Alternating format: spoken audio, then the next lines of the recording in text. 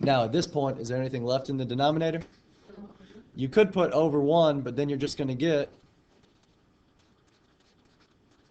the exact same thing. Negative exponents. Flip them and make them positive.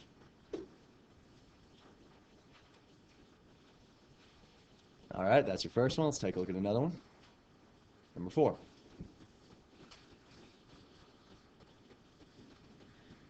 And here I have -4 over -4. Those two reduce.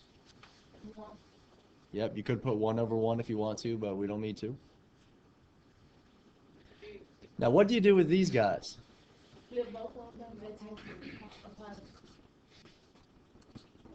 Yeah, we need to flip both and make them both positive. So this flips up into the numerator, and it becomes x to the positive 4th.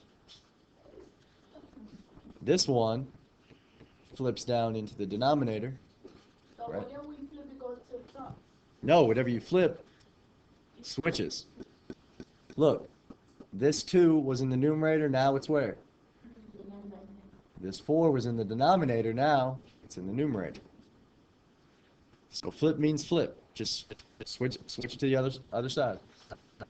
Am I done? Nope, x squared. X squared in the numerator over what? Nothing. If you want to, you can put that. But the final answer is just x squared.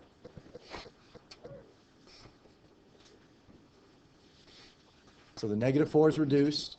Both these were negative, so we flip them. If it's a positive exponent, do you flip it? No. Only flip a negative exponent. Then we reduced. 4 minus 2 was 2. We put wherever the highest exponent is, that's where we put it. Over 1, so x squared.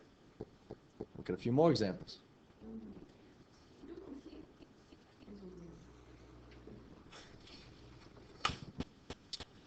Number 6, keep it negative. So I got my negative sign.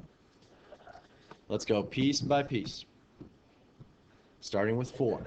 Is there anything for 4 to reduce with? Sure isn't. So keep your 4. H, I, J, K. Okay, so start with H. Always going to try to move in alphabetical order. I think I only see an H in the denominator, right?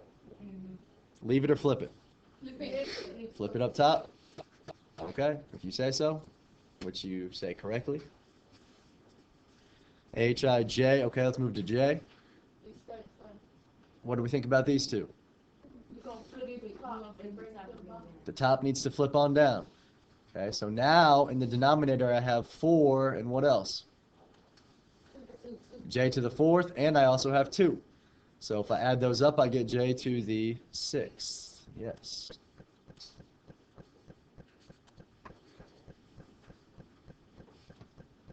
Last but not least, my K's.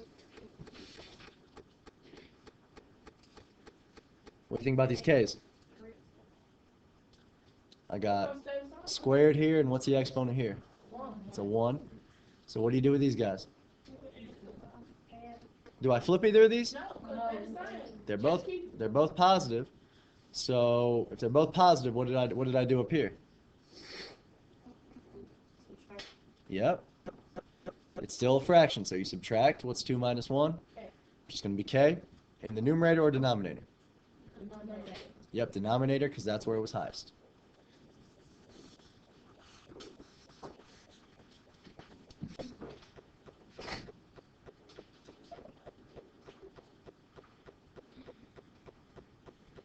If the exponent is negative, flip it. So you've got two options. If they're both negative, then flip both and then subtract exponents. If one's negative, one's positive, then flip the negative one and add it to the positive one. Those are your two options. Let me say it again. If they're both negative, flip both of them and subtract. Just like you would normally with two positive exponents. If you've got one positive, one negative, flip the negative one and add them together. Got a few more examples. Number 8. For number 8, you have to do something first. You gotta multiply. Got to multiply the numerator. 3 times negative 3 is negative 9. A to the Still count. A to the 5th. B. Can we go ahead and flip this down? So in my denominator, I'm going to have a cubed b to the what? If you can understand fourth, you're starting to get it. That negative 2 is going to flip on down and become positive, so I got 2 plus 2, which is 4.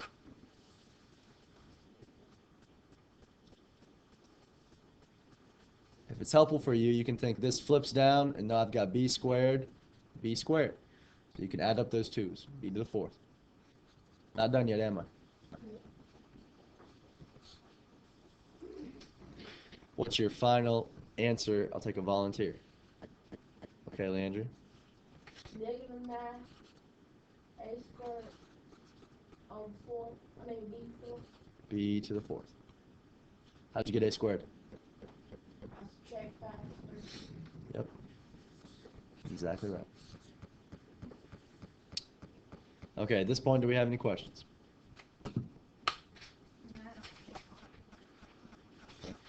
Let me just review with you very quickly before we flip over to the back. Yes. My favorite letter. M. What would you do with that? Flip them both. So what's your new numerator? M to the A to the 4th. 4th. Then what would you do? Huh? Bring up M to the 4th. Subtract them, please. Thank you. Put it at the bottom. And it has to go in the bottom. What is it? I mean, M to the 4th in the denominator. Okay. So that's if they're both negative. What if one's negative and one's positive? That's another interesting question. Then what do? Flip the negative 1 down, right? Or if it's in the bottom, if it's in the denominator, flip it up to the numerator.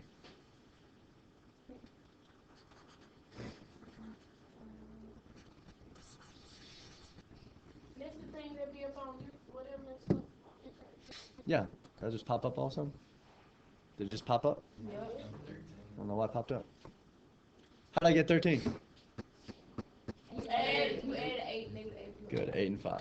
Yeah, because the other one had a negative. So one have a negative, one have a positive, you don't add. You're going to flip and add. That's my point. That's why I'm showing you this. Good. Take your paper, please, and flip it over. Hard work. Now I'm going to bring together yesterday and today. So you need a separate sheet of paper for this. Grab you a sheet of paper in 7, 6, 5, 4, 3, 2, and 1. Start off by rewriting as 3 separate fractions.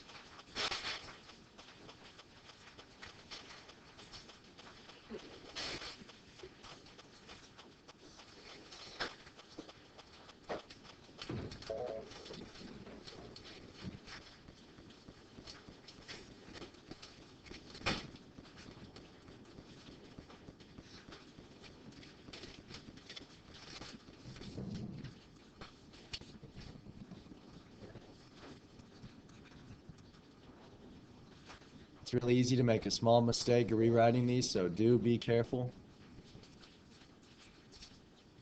What should be the same in every one of these fractions? The bottom, The bottom. I don't know what you mean by the bottom. the denominator. The denominator. Good. The denominator. Not the dominator. The dominator. It's like a wrestler name or something. WWE.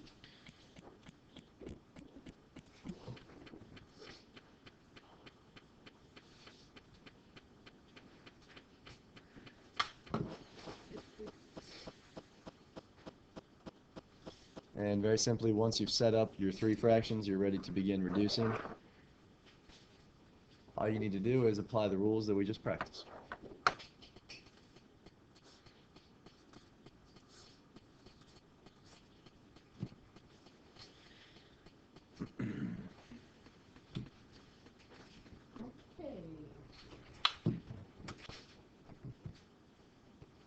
4/4 reduces.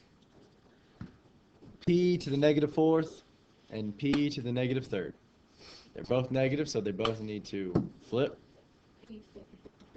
You're going to have, here's what I'll do.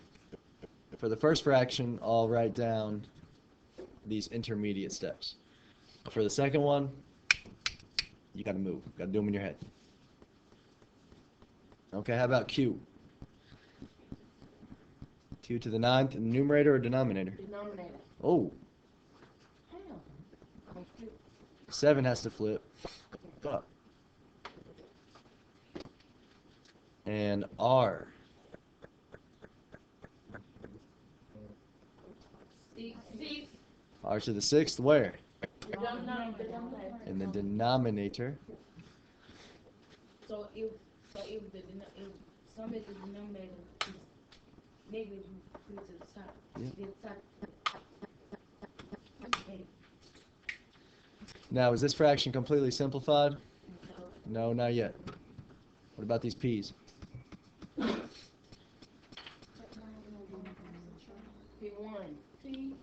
P to the first, or just P. P. Numerator or denominator? Numerator. Wherever it's highest. Wherever it's highest. Okay. Now what I want you to do this whole P step in one step in your mind. So in your mind, I want you to be able to flip them and then visualize this and say, okay, P to the first in the numerator. I want you to be able to take this, flip them, visualize that, and then write P to the first in the numerator. Let's try that with the second fraction here. Let's skip this step and just go right here. 2/4 can reduce, right? What's that reduce to? Yep, 1/2. Let's start just by writing the 2. We might need the 1, we might not. Let's do the P's first. Both negative, right? You're going to flip them both. So you're going to have P to the fourth over P squared. When you reduce that, what do you get? No, it's not P to the sixth. Nope. P.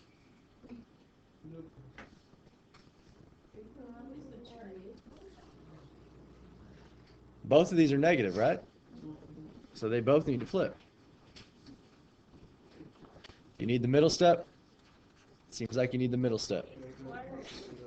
It's going to be P squared where? In the numerator, yep. I want you to be able to do this in your head. To go from here to P squared in the numerator. Here's going to be at the 4. Turn 4 is bottom.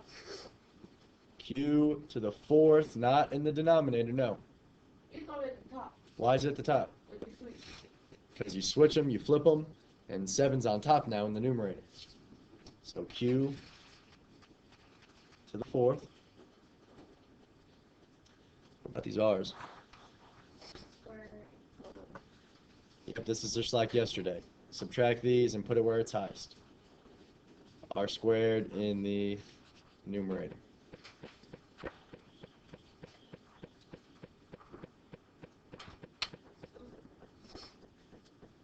And our last fraction.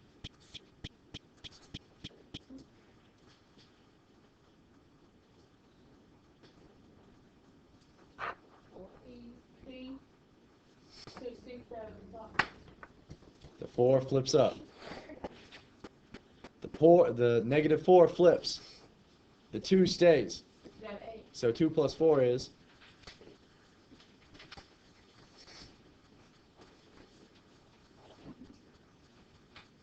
P on 4 top. 2 4. These two flip. So it's 7/3, which reduces, oops, not P. Q.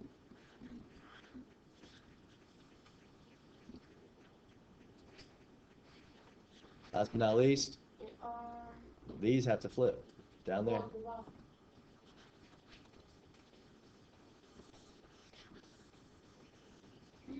If you would like to do the middle step, you can. If you'd like to do this middle step, you definitely can.